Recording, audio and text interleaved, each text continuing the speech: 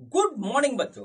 बच्चों इस समय जो हमारा चैप्टर चल रहा है वो चैप्टर चल रहा है रिलेशंस एंड फंक्शंस का, CBSE NCERT class 11th mathematics की बुक का। और बच्चों ये मेरा इसका तीसरा वीडियो है और आज के वीडियो में मैं आपको बताऊंगा कि हमारा फंक्शंस क्या होता है और फिर उसके बाद बच्चों आपको एक्सरसाइज 2.3 सॉल्व करवाऊंगा। बच्चों जैसा कि आप सभी को मैं बता चुका हूं कि मेरे को चैनल मेरी बेटी वंशिका अग्रवाल ने बना करके दिया है, जिसका नाम इसे रखा है मेरे पिताश्री की पाठशाला। और इस पाठशाला में मैं आप सभी को पढ़ा रहा हूं फिजिक्स, केमिस्ट्री और मैथ, और ये मेरा मैथ का वीडियो है। तो चलिए बच्चों आज का टॉपिक स्टार्ट करते हैं। तो आज मेरे यूट्यूब चैनल मेरे पिताश्री के पाठशाला पर मेरे पापा आपको सीबीएसई एनसीईआरटी क्लास 11th के एक्सरसाइज नंबर 2.3 सॉल्व करवाएंगे। तो मैं जाती हूँ, मेरे पापा आपको पढ़ाएंगे। तो बच्चों आज के वीडियो में हम सॉल्व करेंगे exercise 2.3 chapter number 2 relations and function का। और बच्चों ये एक्सरसाइज हमारी सीबीएसई एनसीईआरटी क्लास 11th की जो मैथमेटिक्स की बुक है उससे लिया गया है। और बच्चों इसका टॉपिक है हमारा फंक्शन। बच्चों अभी पिछली दो एक्सरसाइज में बच्चों हम लोगों ने क्या पढ़ा? हम लोगों ने पढ़ा कि रिलेशन क्या होते हैं, Cartesian product of two sets क्या होता है, उसके बारे में पढ़ा है। अब बच्चों उन दोनों को कवर करने के बाद हमारे तीसरा टॉपिक आता है फंक्शन। यदि वो दोनों आपको आते हैं तभी ये बात आपको समझ में आएगी। ठीक है बच्चों, बच्चों इसको बहुत ध्यान से पढ़िएगा क्योंकि यहां से बच्चों आपका ये chapter relation and function complete हो जाएगा। और बच्चों ये जब आप 12th में जाओगे तो पहला चैप्टर है आपका वो है रिलेशन एंड फंक्शन का। इसके आगे की बात वहां पे स्टार्ट होती है। यहां पे हम पढ़ेंगे फंक्शंस, वहां पे है बच्चों टाइप्स ऑफ फंक्शन। तो बच्चों अगर ये नहीं आपको पता है तो वहां पे आपको दिक्कत होगी। चलिए कोई बात नहीं, अगर आप ध्यान से पढ़ोगे तो कोई प्रॉब्लम नहीं होने वाली। तो बच्चों चलिए पिछले दो चैप्टर में, पिछले चैप्टर में और इस चैप्टर में बच्चों हम लोगों ने क्या पढ़ा? हमने पढ़ा सेट्स के बारे में, उसकी जितनी प्रॉपर्टी थी उसके बारे में। और बच्चों फिर पिछले दो वीडियोस में हमने पढ़ा बच्चों जो हमारा रिलेशन क्या होता है और कार्टेशियन प्रोडक्ट क्या होता है। बच्चों उसी से कहानी अब आगे बढ़ के आएगी फंक्शन। तो चलिए हम जो है स्टार्ट करते हैं थोड़ा सा पीछे की बात को याद करके। सपोज करिए बच्चों हमारे पास जो है दो सेट हैं। एक सेट है ए इस तरीके से, इसके एलिमेंट है 1, 2 एंड 3। देखिए यहां पर इस तरीके से आ गया। अब बच्चों दूसरा सेट है इस तरीके से, दूसरा सेट है जिसके अंदर कुछ एलिमेंट है 1, 4, 9। ठीक है, 1, 4, 9 और बच्चों एक लीजिए और 16। इस तरीके से हमारे पास यहां पर इस तरीके से दूसरा सेट है। अब बच्चों हमने क्या किया? हमने यहां पे निकाला ए क्रॉस बी यानी Cartesian product of both the set. तो देखिए क्या होगा, ये आएगा 1, 2, 3। देखिए इस तरीके से। और बच्चों इन टू ये आएगा 1, 4, 9 एंड 16 इस तरीके से। ठीक है बच्चों, तो देखिए हमारे पास क्या निकल के आएगा, ये आएगा 1। ठीक है, 1, 1। देखिए जो निकल के आएगा मैं पूरा लिख रहा हूं, काफी लंबा हो जाएगा, वो लिखता हूं 1, 4, 1, 9 और 1, 16। देखिए ये इस तरीके से हो गया। फिर इसके बाद आएगा 2, 1, 2, 4, 2, 9, 2, 16। ठीक है, 3, 1, 3, 4, 3, 9 और लास्ट होगा हमारा 3, 16। देखिए इस तरीके से हमारा क्या होगा, इनका प्रोडक्ट होगा। तो बच्चों ये हमारा सेट हो गया, ये हो गया इसका प्रोडक्ट। अब बच्चों यहां से आता है रिलेशन। ठीक है, रिलेशन हमारा क्या है? रिलेशन क्या होता है कि एक कंडीशन हम बनाते हैं, उस कंडीशन के हिसाब से बच्चों क्या करते हैं, यहां से हम पेयर्स को ले लेते हैं और फिर बच्चों वो हमारा इसका सबसेट हो जाता है जो कि हमारा रिलेशन वाला सेट कहलाता है। फिर से हम रिपीट कर देते हैं, रिलेशन क्या होता है? रिलेशन बच्चों एक कंडीशन होती है। तो हम उस कंडीशन को लिख देते हैं, रिलेशन इज ए कंडीशन। एक कंडीशन होती है, एक शर्त होती है, उस कंडीशन को फुलफिल करते हुए बच्चों हम एक सेट बनाते हैं, एक सेट बनाते हैं। वो वाला सेट क्या होता है? वो एक सबसेट होता है। किसका सबसेट होता है बच्चों? वो ए क्रॉस बी का सबसेट होता है। ठीक है, ये बच्चों हमारा रिलेशन वाला सेट कहलाता है, रिलेशन वाला सेट कहलाता है। तो रिलेशन वाला सेट बच्चों क्या है? वो देखिए इस तरीके से है, हमने लिखा ए बी, ऐसे लिखिए ए बी सच दैट, ठीक है, ए, ठीक है, ए सच दैट, यहां पे लिखिए B is equal to A square, B is equal to A square, where B belongs to where B belongs to set B and A belongs to set A. ये देखिए condition हमने डाली। मतलब क्या है, कहना क्या चाह रहे हैं कि यहां पर ए और बी हमको ऐसा लेना है कि जो बी है वो ए का स्क्वायर हो। बी बिलोंग्स टू बी का मतलब है कि बी हमारा जो है यहां से आना चाहिए। ए बिलोंग्स टू ए का मतलब है कि ए वाला टर्म हमारा यहां से आना चाहिए। मतलब क्या हुआ कि इसका और इसका बच्चों हम लेंगे जो है स्क्वायर। तो देखिए ए जो है वो स्क्वायर होना चाहिए इस तरीके से। तो देखिए बच्चों यहां से क्या आएगा, देखिए 1 का स्क्वायर 1, देखिए पहला आ गया। फिर बच्चों हमारे पास है 2 का स्क्वायर 4 और बच्चों फिर आएगा 3 का स्क्वायर 9 और बच्चों यहीं पे आके रुक जाएगा। देखिए बच्चों ये यहां पे लिखा है 2 और 4, देखिए कहां पे है 2 4 ये है और 3 और 9 देखिए कहां है 3 9 ये है। ठीक है, देखिए यहां पे क्या हुआ, ये बी है ये ए है। बी जो है वो ए का स्क्वायर है, देखिए ये बी है, बी जो है वो ए का स्क्वायर है, बी जो है वो ए का स्क्वायर है। तो बच्चों ये हमारा क्या हुआ, ये एक रिलेशन जो हमने यहां लगाई, जो कंडीशन लगाई, जो शर्त लगाई, उसको यहां पर करते हुए बच्चों यहां पर एक छोटा सा सेट बना। और बच्चों ये हमारा कहलाता है रिलेशन वाला सेट। क्या कहलाता है, रिलेशन वाला सेट ये कहलाता है। ठीक है बच्चों, अब बच्चों यहां तक तो बात आ गई हमारी पूरी। अब बच्चों क्या होता है, रिलेशन वाला जो सेट होता है बच्चों वो इसका एक सबसेट होता है। अब सबसेट क्या होता है ये देखने के लिए, ये जानने के लिए बच्चों पिछले चैप्टर के वीडियो देखिए, वहां पे आपको पता लग जाएगा। तो बच्चों क्या हुआ, रिलेशन वाला जो सेट होता है वो जो है ए क्रॉस बी का एक सबसेट होता है। ये बात हमारे पास आ गई। अब बच्चों यहां पर कहानी आती है कि हमारा जो है फंक्शन क्या होता है। इसको बच्चों दूसरे हिसाब से भी जो है डिपिक्ट करते हैं। इसको आप नोट बना लीजिए, फिर मैं इसको इरेज करके आपको बताता हूं। देखिए यहां पे क्या हुआ कि हमने लिखा 1, फिर लिखा 2, फिर लिखा 3 और बच्चों यहां पर हमने लिखा जो है 1 4 और 9। ये देखिए इस तरीके से आ गया। ठीक, ये आया 1 4 और 9। तो बच्चों देखिए कंडीशन के हिसाब से इसकी इमेज ये है, इसकी इमेज ये है, इसकी इमेज ये है। ये देखिए इस तरीके से ये आ गया। ठीक है, इतना आप अपनी कॉपी पे नोट कर लीजिए। अब मैं आपको बताने जा रहा हूं कि फंक्शन क्या होता है। ठीक है, अब देखिए फंक्शन क्या होता है वो मैं आपको लिख रहा हूं। ठीक, तो बच्चों यहां पर देख लीजिए कि हम रिलेशन को ही फंक्शन कहते हैं। उसके साथ बस सिर्फ एक शर्त लिखी है। ठीक है, देखिए यहां पे लिख लीजिए for any two non empty set, non empty set. ठीक है, रिलेशन, कोई भी रिलेशन जो भी आपको कंडीशन है, is known as function. Relation is known and function if every element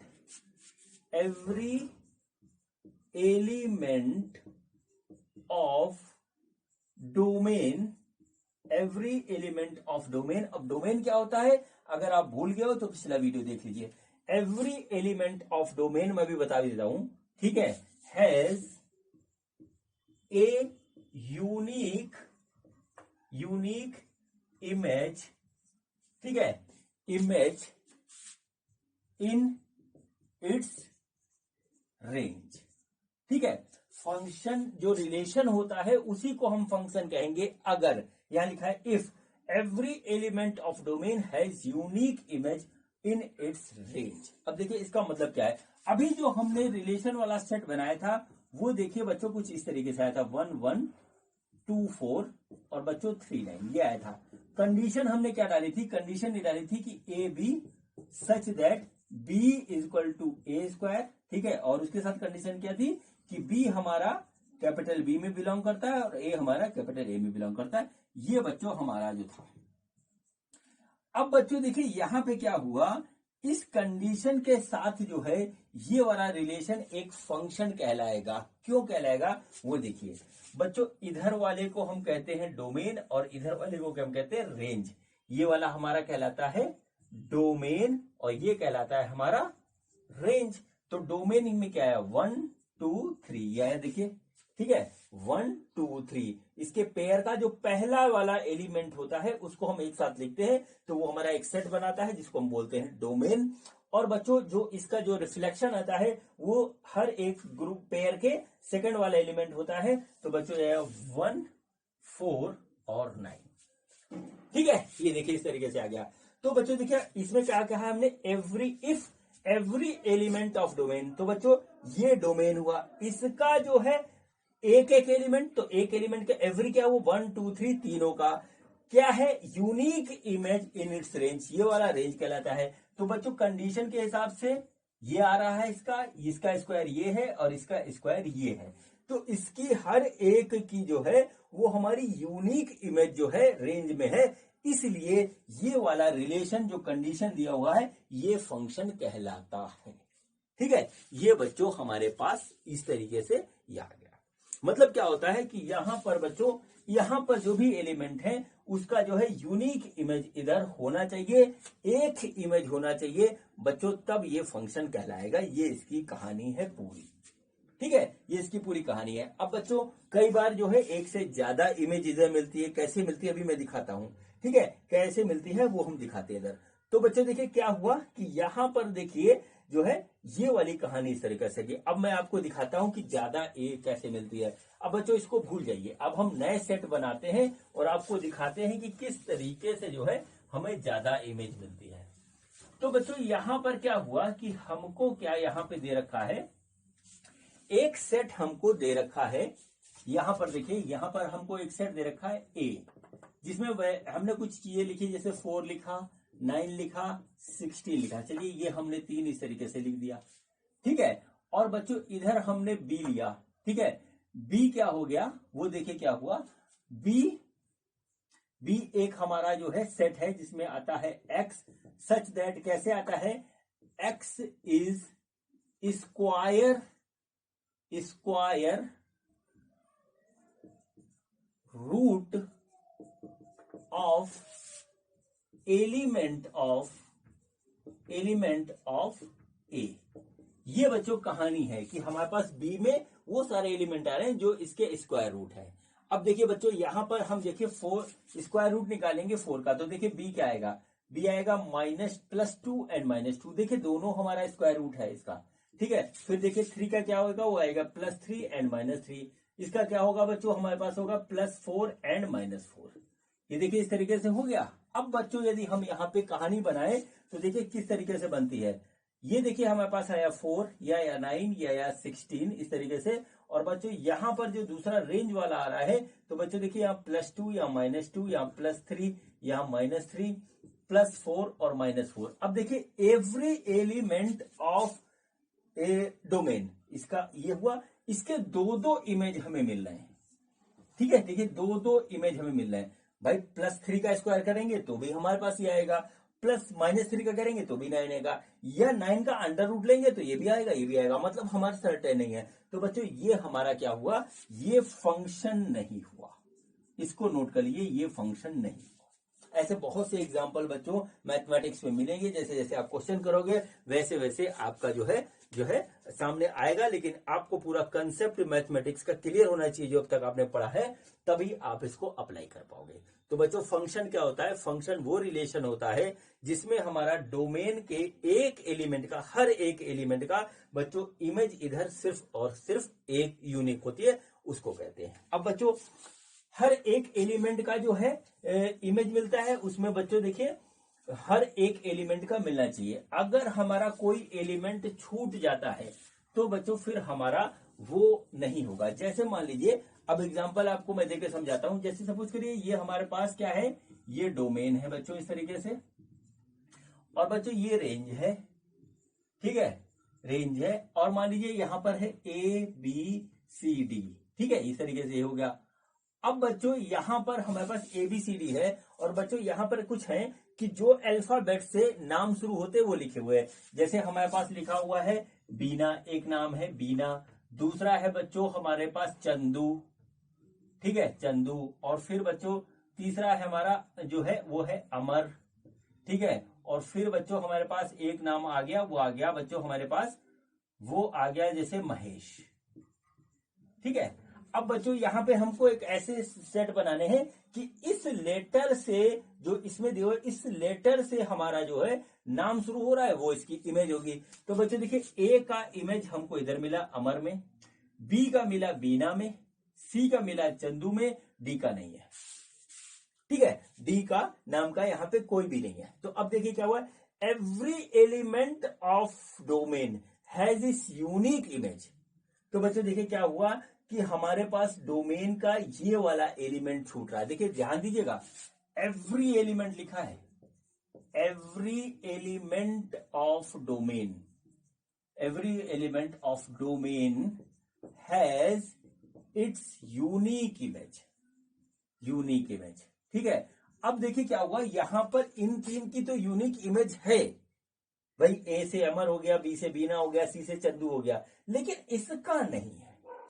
तो बच्चों चूंकि यहां पर डी का कोई भी इमेज यहां पर नहीं बनता है, और हमारा जो कहता है डेफिनेशन कि every element of domain has its unique image, तो बच्चों यहां पर ये हमारा जो है फंक्शन नहीं है। तो बच्चों हमको हर एक छोटी से छोटी बात का ध्यान रखना है, और जो दो बातें हैं वो मैंने आपको बता दी फंक्शन में बताने के लिए बहुत कुछ है, धीरे धीरे आपको बताऊंगा। और अब बच्चों हम सीधे उतरते हैं एक्सरसाइज पे और देखते हैं कि एक्सरसाइज में हमारे क्वेश्चन क्या है और वो क्वेश्चन किस तरीके से हमारे सॉल्व होते हैं इसी कंसेप्ट को अप्लाई करके।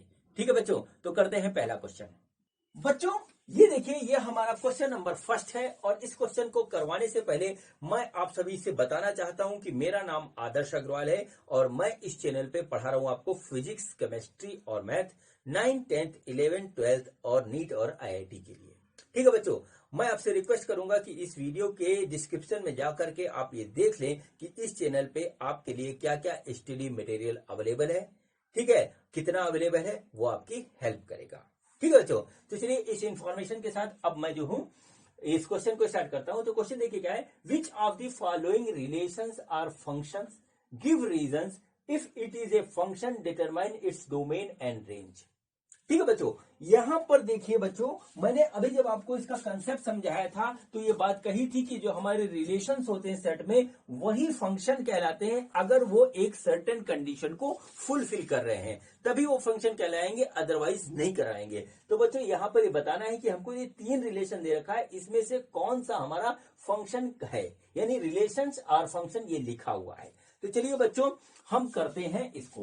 तो बच्चों सबसे पहले तो हमको इसको पढ़ना आना चाहिए। तो बच्चों देखिए क्या होता है, रिलेशन जो होता है सेट का वो कैसे लिखा होता है, वो बच्चों पेयर में होता है। देखिए पेयर बने हुए हैं यहाँ पे, देखिए सब पेयर है। तो बच्चों ये हमारा रिलेशन को जो है शो कर रहा है। रिलेशन में क्या होता है, एक पेयर होता है, उसमें फर्स्ट एलिमेंट होता है, सेकंड होता है, फर्स्ट होता है, सेकंड होता है, फर्स्ट होता है, सेकंड होता है, फर्स्ट होता है, सेकंड होता है, इस तरीके से होता है। तो बच्चों इसको आराम से करने के लिए क्या करते हैं, हम इसका विजुअलाइज फॉर्म बनाते हैं, और बच्चों उसमें क्या होता है कि एक डोमेन होता है, एक रेंज होता है। तो बच्चों देखिए क्या होता है कि हम यहाँ पर दो सेट बनाएंगे विजुअलाइज फॉर्म वाले। ठीक है, देखिए ये इस तरीके से हो गया, ये इस तरीके से हो गया, ये हो गया बच्चों। अब देखिए ये पहला वाला हमारा कहलाता है डोमेन, हम इसको यहाँ डोमेन लिख लेंगे। सेकेंड वाला कहलाता है हमारा रेंज, ये हमारा रेंज हो गया।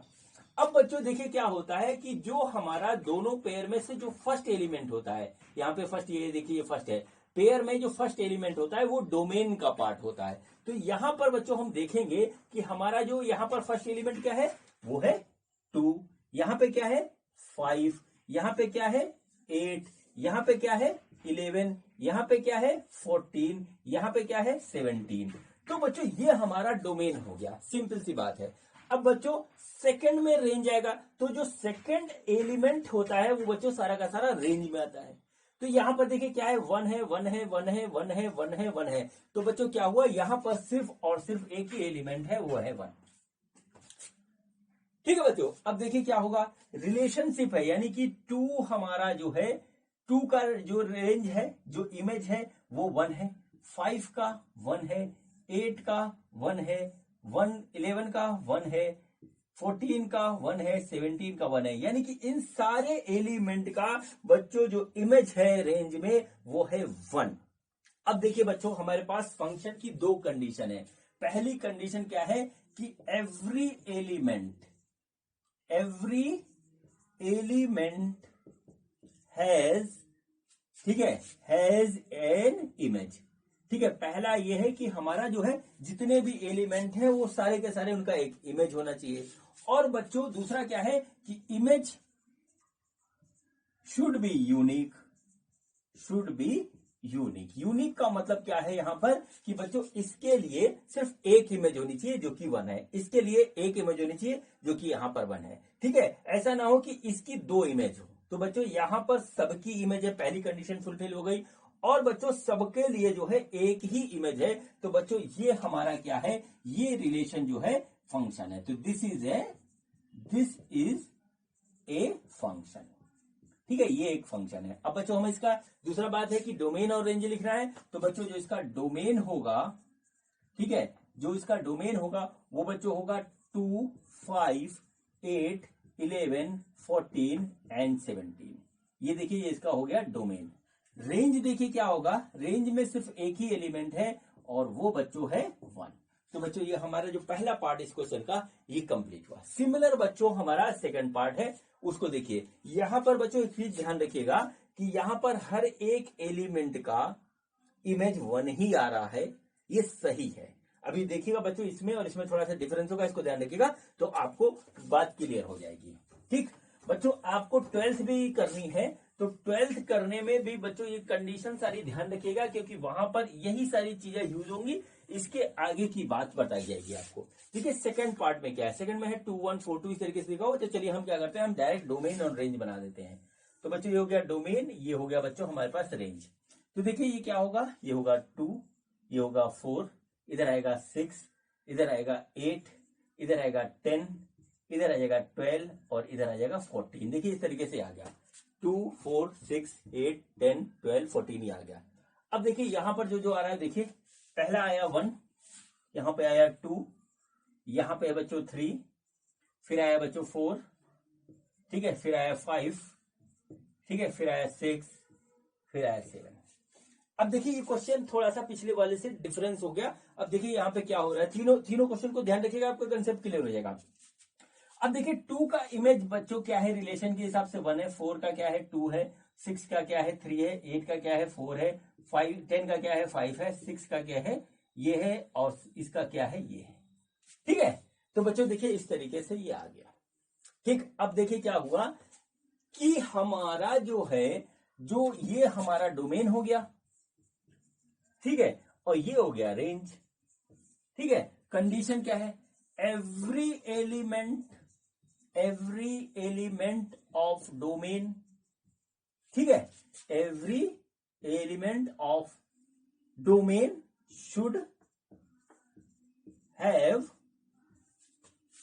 An image in its range. ठीक है, तो बच्चों देखिए क्या हुआ कि एवरी एलिमेंट, यहां पर देखिए हर एक एलिमेंट का हमारा एक इमेज है रेंज में, ये बात हो गई। दूसरी क्या चीज है कि image should be unique for element of domain. ठीक है, तो बच्चों यूनिक का मतलब है कि इसका सिर्फ इधर एक इमेज होना चाहिए। यूनिक का मतलब यह है कि 2 का इधर एक इमेज होना चाहिए। ऐसा नहीं 2 का इमेज 7 में भी आ रहा है 1 में भी आ रहा है तो नहीं होगा। तो बच्चों यहां पर देखिए सबकी हर एक का यूनिक इमेज है और बच्चों सबका है, तो ये बच्चों हमारा फंक्शन है। अब पिछले क्वेश्चन में क्या था कि एक ही इमेज आ रही थी, सबकी 1 था। ठीक है, कंफ्यूज या नहीं होंगे। देखिए बच्चों वहां पर जितने भी एलिमेंट थे उसके लिए, इस एलिमेंट के लिए वो यूनिक था, एक ही था, उधर कुछ नहीं था, इस बात को ध्यान रखना। अब अगला क्वेश्चन देखेंगे तो आपका बिल्कुल क्लियर हो जाएगा। तो बच्चों ये देखिए ये हमारा फंक्शन है, ये रिलेशन हमारा फंक्शन है। तो बच्चों यहां पे लिखिए this is a function, this is a function. और बच्चों अब इसका डोमेन लिखेंगे, तो डोमेन जो है वो है 2, 4, 6, 8, 10, 12, 14। ये हमारे पास इस तरीके से आ गया। और जो रेंज आया है, रेंज है 1, 2, 3, 4, 5, 6, 7। ये बच्चों इसका हो गया आंसर। ठीक है, इसको नोट कर लीजिए। अब बच्चों आते हैं इस क्वेश्चन के लास्ट पार्ट पे। लास्ट पार्ट में देखिए हमारे पास क्या है। अब यहां से बच्चों कंफ्यूजन आपके दिमाग में अब तक जो क्रिएट हो रहा है वो खत्म हो जाएगा।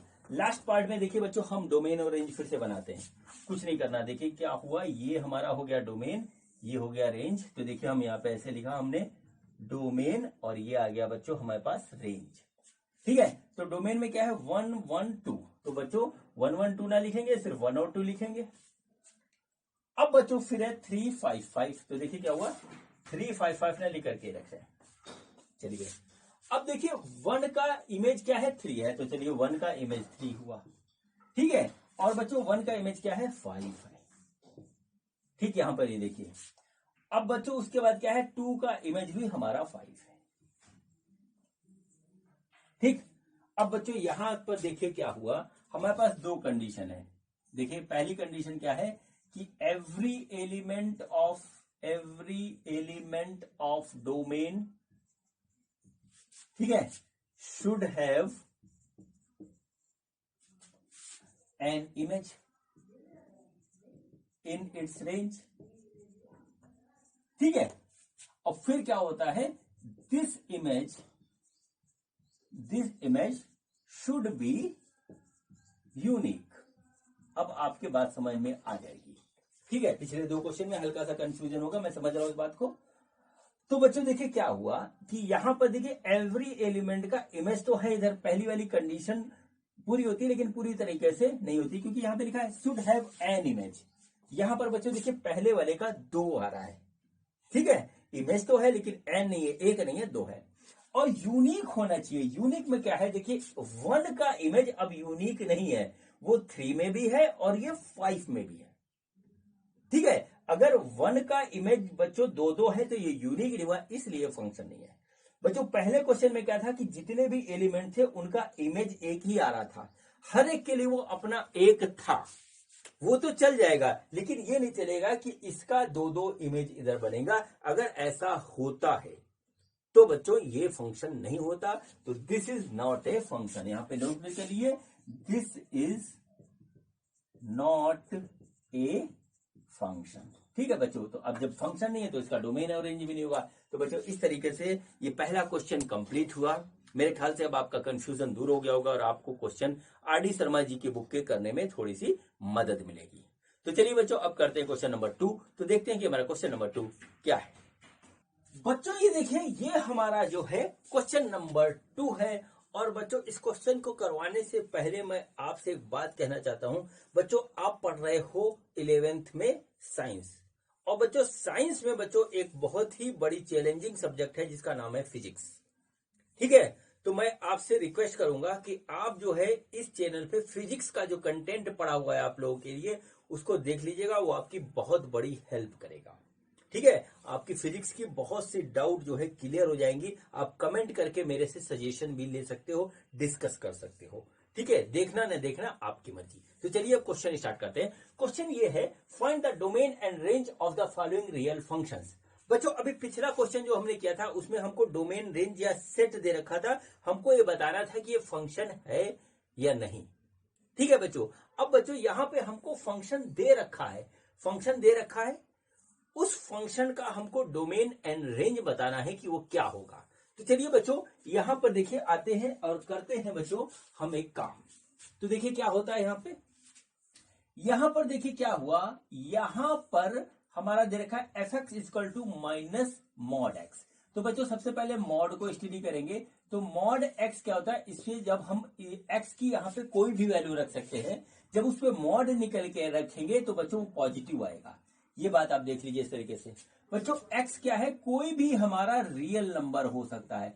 रियल नंबर कौन सा नंबर होता है जिसमें सारे नंबर आ जाते हैं, इंटीजर, फ्रैक्शन, रेशनल, इरेशनल सब आ जाते हैं, उसको रियल नंबर कहते हैं। तो बच्चों रियल नंबर हम इसमें कोई भी रखेंगे, जैसे मान लीजिए हमने लिखा -7 के ऊपर मॉड लगाया तो बच्चों 7 आ गया। ठीक है, -3/8 के ऊपर मॉड लगाया तो बच्चों 3/8 आ गया। या बच्चों हमने लिखा 5.1 मॉड लगाया तो बच्चों आ गया 5.1, इसमें निगेटिव नहीं था। तो मतलब मॉड की वैल्यू हमारा पॉजिटिव आएगी और मॉड के अंदर हम निगेटिव पॉजिटिव कुछ भी रख सकते हैं।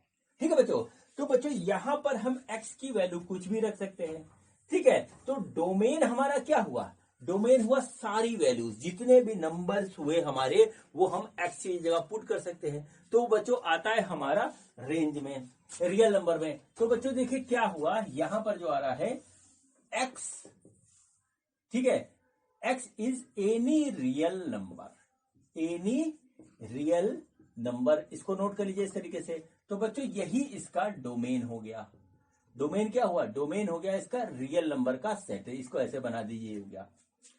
अब बच्चों देखिए यहां पर क्या हो रहा है कि जब हम लिखते हैं F X is equal to minus mod X, यहां पर बच्चों हमने कुछ भी रखा तो पॉजिटिव आएगा, लेकिन यहां पे माइनस अकेले लगा हुआ है, तो बच्चों क्या हुआ, यहां पर ये तो पॉजिटिव आएगा, लेकिन माइनस के साथ रखेंगे तो यहां पे बच्चों वैल्यू आ जाएगी निगेटिव। तो एफ एक्स किसी भी एक्स के लिए हमारा निगेटिव आएगा। अब बच्चों नंबर लाइन आपने पढ़ रखी है, ये 0 हो गया, ये इधर माइनस इन्फिनिटी, ये इधर प्लस इन्फिनिटी। तो बच्चों जब हम x की वैल्यू रख रहे हैं तो कुछ भी रख रहे हैं, लेकिन वैल्यू हमारी निकल के आ रही है निगेटिव। तो बच्चों हमारा जो रेंज आएगा वो बच्चों यहां से आएगा।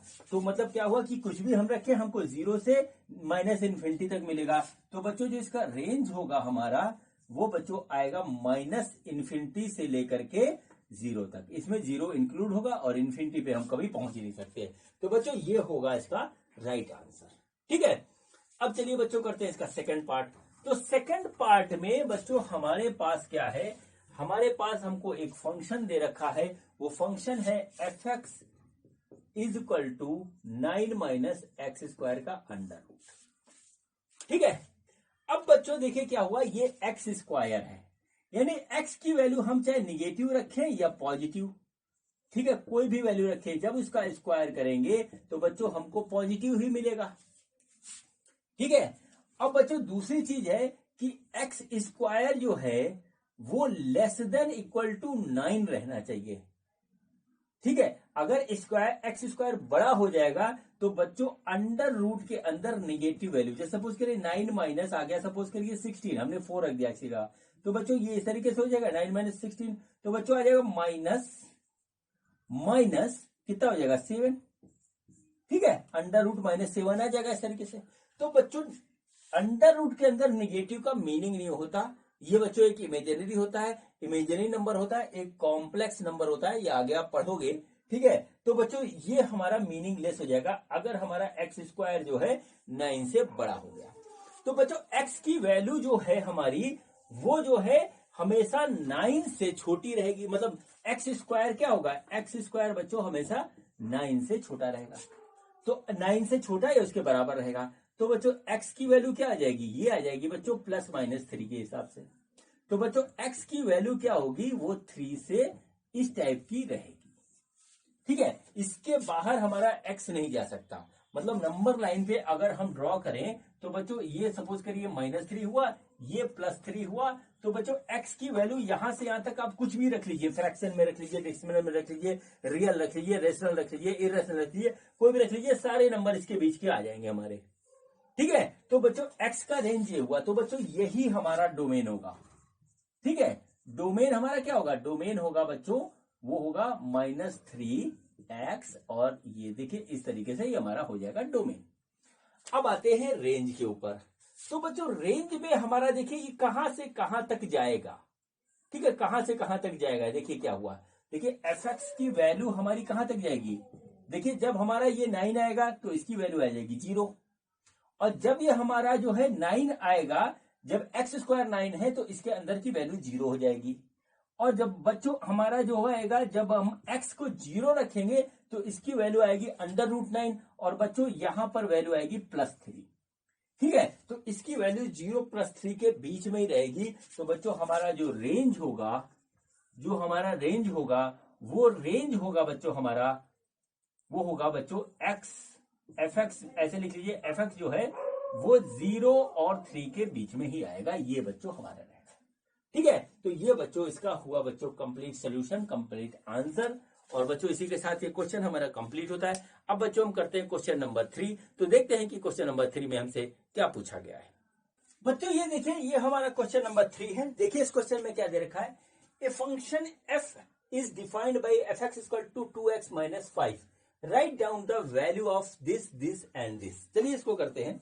बच्चों हमारा फंक्शन यहां पे दे रखा है F X is equal to 2x minus 5, 2x minus 5।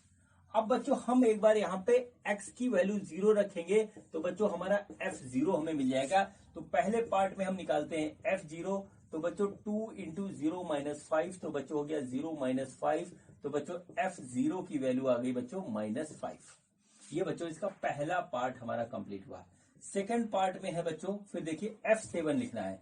तो बच्चों देखिए Fx क्या है, वो है बच्चों 2x माइनस 5, ठीक है। तो बच्चों F7 हो गया हमारा 2 इंटू 7 माइनस 5, तो बच्चों हो गया 14 माइनस 5, तो बच्चों आ गया 9, तो आ गया बच्चों F7 हो गया हमारे पास 9। ठीक है बच्चों। अब देखिए बच्चों इसके बाद जो है थर्ड तीसरा वाला पार्ट जो है वो है बच्चों हमें क्या निकालना है, वो हमको निकालना है F-3। तो बच्चों क्या 2x minus 5, F-3 equal to 2 into -3 -5, ये हो गया -6 -5, तो हो गया -11, तो हो गया F-3 वैल्यू आ गई 11। तो बच्चों देखिए ये हमारे इसके आंसर है, आप इसको नोट कर लीजिए। ठीक है बच्चों, और इस तरीके से ये बच्चों हमारा क्वेश्चन जो है कंप्लीट हुआ। अब बच्चों हम करते हैं क्वेश्चन नंबर 4। तो देखते हैं कि क्वेश्चन नंबर 4 में हमसे क्या पूछा गया है। बच्चों ये देखिए ये हमारा क्वेश्चन नंबर 4 है। क्वेश्चन नंबर 4 में क्या दिया गया है, देखिए the function t which maps temperature in degree Celsius into temperature in degree Fahrenheit is defined by this, find this and this. बच्चों ये डिग्री सेल्सियस को डिग्री फ़ारेनहाइट में बदलने का जो हमारा फॉर्मूला है, ये आपने पढ़ रखा है फिजिक्स में 10th में, ठीक है। उसी के बेस के ऊपर क्वेश्चन है बच्चों। हमारा जो है हमको दे रखा है, हमको T0 T28 दिस और दिस निकालना है। तो चलिए स्टार्ट करते हैं, कुछ है नहीं इस क्वेश्चन में। चलिए देखते हैं कितनी आसानी से इसको। तो देखिए हमारा क्या दे रखा है, TC, ये हमको दे रखा है TC equal to 9C divided by 5 plus 32। ये देखिए इस तरीके से हमको दे रखा है। अब देखिए बच्चों हम यहाँ पर एक एक रखेंगे। तो बच्चों पहली बार हमें निकालना है T0, यानी C की जगह 0 रखेंगे। तो हो गया 9 इंटू 0 डिवाइडेड बाई 5 प्लस 32, तो ये हमारे पास आ गया। तो T0 हमारे पास आया, वो आया बच्चों 32। देखिए हमारे पास इस तरीके से इसका आंसर ये आ गया। अब बच्चों सेकंड पार्ट है इसका, वो है बच्चों T28, ठीक है। तो चलिए अब हम इसको करते हैं दोबारा। तो बच्चों हो गया TC equal to 9C divided by 5 plus 32, और बच्चों हमने C की जगह रखा 28, तो बच्चों हो गया 9 इंटू 28 डिवाइडेड बाई 5 प्लस 32, ठीक है। चलिए इसको सॉल्व करते हैं। तो ये हमारा आ गया 2 और 9 दूनी 18 और 7 19, 18 और 7 आ गया 19। फिर से देख लें एक बार, 18 और 7 25 आएगा, सही ये आ गया 252, ठीक है। 280 और 28, ठीक है बिल्कुल सही है। डिवाइडेड 5 प्लस 32 ये आ गया। इसका बच्चों एलसीएम लेंगे तो आ जाएगा 252 प्लस बच्चों 5 दूनी 10, 5 से 15 16 160, इस तरीके से ही आया। और बच्चों डिवाइडेड बाई 5, तो बच्चों फाइनल आंसर आ रहा है 412 डिवाइडेड बाई 5, ये आ गया 412 डिवाइडेड बाई 5। ये हो गया बच्चों हमारा T28, ठीक है। ये बच्चों हो गया इसका सेकेंड पार्ट। अब बच्चों थर्ड पार्ट करते हैं हम इसका। थर्ड पार्ट में है T-10। अब बच्चों हमको निकालना है T-10, तो C की जगह -10 रखेंगे। तो हो गया -10 equal to 9 into -10 divided by 5 plus 32, ऐसे आ गया। तो बच्चों हो गया -90 डिवाइडेड बाई 5 प्लस 32, ऐसे आया ये। और बच्चों आया -90 प्लस 160 आएगा ये डिवाइडेड बाई 5। तो बच्चों देखिए आ गया ये 70 डिवाइडेड बाई 5, और इसकी वैल्यू आएगी बच्चों 14। तो T-10 हमारे पास हो गया 14, ये देखिए हो गया। अब बच्चों हम करते हैं इसका लास्ट वाला पार्ट। लास्ट वाले पार्ट में देखिए हमको यहाँ पे C की वैल्यू दे रखी है, वहां पे TC पूरी की वैल्यू दे रखी है, तो हम TC की जगह वैल्यू रखेंगे। तो देखिए यहाँ पर क्या आएगा हमारा बच्चों, ठीक है।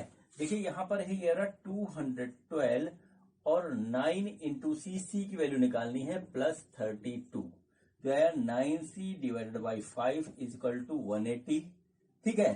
तो बच्चों C बाई 5 जो आया वो आया 180 डिवाइडेड बाई 9, यानी C equal to 180 divided by 9 into 5, ये क्या कट आया 20, तो C की वैल्यू आ गई बच्चों हमारे पास 100, और यही हुआ बच्चों इसका आंसर। और इसी के साथ बच्चों ये क्वेश्चन नंबर 4 हमारा कंप्लीट होता है। अब बच्चों हम करेंगे क्वेश्चन नंबर 5, जो कि लास्ट क्वेश्चन है एक्सरसाइज का। तो देखते हैं कि क्वेश्चन नंबर 5 में हमसे क्या पूछा गया है।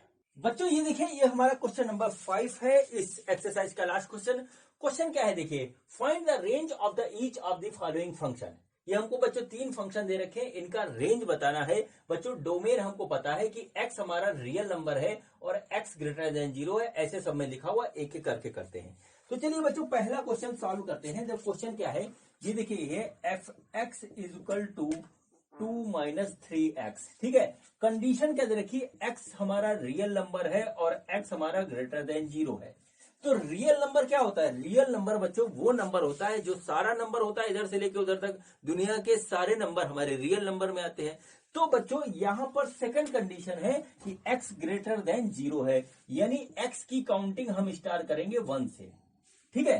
1 2 3 या 0 के ऊपर जो भी नंबर आएगा वहां से स्टार्ट हम इसको करेंगे, ठीक है। तो अब देखिए बच्चों, यहां पर देखिए क्या होगा, अगर हम x को 0 रखें तो बच्चों हमारा पहला नंबर आएगा बच्चों, वो आएगा हमारा 2, ठीक है। अगर हम x को 0 रखें तो बच्चों हमारा आएगा 2, तो यानी कि हमारे पास आ गया 2, ठीक। लेकिन बच्चों x ग्रेटर देन 0 है, ठीक है, यानी कि हमारा 0x नहीं हो सकता। अगर यहां पे लिखा होता कि ग्रेटर देन इक्वल टू तो रखते, यानी कि 0 से जरा सा भी बड़ा होगा तो बच्चों वो हमारा जो है आ जाएगा इसमें। अब देखिए बच्चों क्या हुआ, चलिए हम 0 और 1 के बीच के नंबर ना लेकर के सीधे 1 रखते हैं। नेक्स्ट हमने लिखा, देखिए हमने यहाँ पे निकाला f0, देखिए यहाँ पे इस तरीके से निकाला। अब देखिए इसके बाद निकालेंगे हम f1, तो 1 निकालेंगे तो 2 माइनस 3 इंटू 1 तो हो जाएगा 2 माइनस 3, यानी कि आ गया -1। अब बच्चों देखिए यहां पर कहानी क्या बन रही है, इस चीज को मैं आपको समझाना चाहता हूं। नंबर लाइन आप लोगों ने पढ़ रखा है, ठीक है बच्चों। रियल नंबर लाइन में सारे नंबर हो गए यहां से वहां तक। हमने स्टार्टिंग करी 0 से, हमने स्टार्टिंग करी 0 से। तो बच्चों जब हम 0 रखते हैं तो बच्चों हमारा आता है 2, और बच्चों 0 के बाद जब हम 1 रखते हैं, जो क्योंकि हमको x ग्रेटर देन 0 रखना है तो 1 होगा नंबर अगले जो होगा, तो वो जो रखते हैं तो आता है -1। अब बच्चों 2 रखेंगे तो और माइनस में इधर जाएगा, 3 रखेंगे तो और माइनस में जाएगा। तो बच्चों इस तरीके से ये माइनस वाले साइड में भागेगा, जैसे हम यहाँ पे नंबर रखेंगे। अब बच्चों सेकंड बात देखिए यहाँ पे कि x ग्रेटर देन 0 है, यानी 0 इंक्लूडेड नहीं है। 0 रखने पे 2 आ रहा है, 0 से जरा सा बड़ा रखने पर बच्चों 2 से जो है छोटा आएगा। तो बच्चों यहां पर देखिए क्या होगा, यहां जो रेंज बनेगी हमारी, रेंज बनेगी उसमें बच्चों माइनस इन्फिनिटी से लेकर के 2 तक जाएगा, जिसमें 2 हमारा इंक्लूड नहीं होगा, ठीक है। 2 हमारा इंक्लूड नहीं होगा, तो बच्चों ये हमारी रेंज होगी। 2 इंक्लूड क्यों नहीं है, क्योंकि बच्चों हमने यहाँ एग्जैक्टली 0 रखा, जबकि हमको दे रखा है कि ग्रेटर देन 0, 0 यहाँ पे इंक्लूड नहीं, तो इस तरीके से बच्चों इसका रेंज ये होगा, ठीक है। चलिए अब बच्चों हम करते हैं क्वेश्चन नंबर जो है 2, ठीक है, इसका जो सेकंड पार्ट है वो।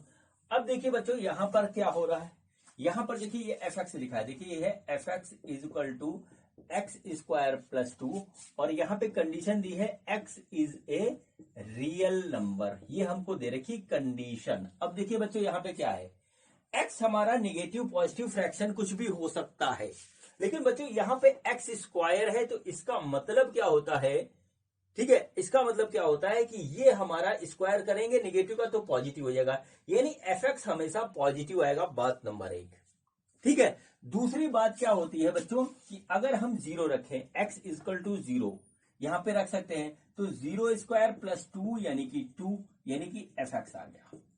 तो बच्चों जो इसका स्टार्टिंग होगा f2 आ गया, ठीक है, इसका स्टार्टिंग होगा वो 2 से होगा, क्योंकि मान लीजिए आपने -½ रखा तो भी बच्चों पॉजिटिव में बदल जाएगा भाई। मैं जैसे मान लीजिए हम यहाँ पे रखते हैं -1 रखते हैं, सपोजिए -1 स्क्वायर प्लस 2, तो ये -1 स्क्वायर 1 हो गया, 1 प्लस 2 बराबर हो गया 3, तो इस तरीके से आ जाएगा। यानी कि जो पहला मिनिमम नंबर होगा वो होगा 2, और वो भी इंक्लूडेड होगा, और बाकी इन्फिनिटी तक चला जाएगा। तो बच्चों जो इसका रेंज आएगा, जो इसका रेंज आएगा वो आएगा बच्चों 2 से स्टार्ट होगा, जिसमें 2 इंक्लूड होगा, और बच्चों ये प्लस इन्फिनिटी तक इस तरीके से जाएगा पूरा, ठीक है, क्योंकि यहां पर आप कोई भी नंबर रखोगे वो पॉजिटिव अपने आप हो जाएगा। तो बच्चों ये हमारा क्वेश्चन इसके तरीके से कंप्लीट हो गया। अब बच्चों हम करते हैं लास्ट वाला, ठीक है, लास्ट वाला बहुत इजी है, लास्ट वाला इसमें कुछ है नहीं, यहां दे रखा है fx is equal to X, X is a real number, बच्चों x की कोई भी वैल्यू रखिए वही उसका आएगा। तो बच्चों क्या होगा, इसका जो रेंज होगा वो होगा बच्चों रियल नंबर, जो रखोगे वही आ जाएगा। तो बच्चों यहां पर क्या निकलेगा, हमारा सेट ऑफ रियल नंबर इसका रेंज होगा। बच्चों इस तरीके से बच्चों ये हमारा क्वेश्चन कंप्लीट हुआ और बच्चों इसी के साथ बच्चों ये एक्सरसाइज भी कंप्लीट हुई और चैप्टर भी कंप्लीट हुआ। अब बच्चों हम इसको आगे कंटिन्यू करेंगे क्लास 12 में, क्योंकि पहला जो वहां पे चैप्टर है वो real and relation and function ही है। तो बच्चों इसके आगे की कहानी हम पढ़ेंगे जब आप पहुंच जाओगे क्लास 12 में। तो बच्चों अब हम मिलेंगे अगले वीडियो में चैप्टर नंबर 3 के साथ। तो बच्चों मिलते हैं अगले वीडियो में। ये वीडियो देखने के लिए आपका बहुत बहुत धन्यवाद। Thank you.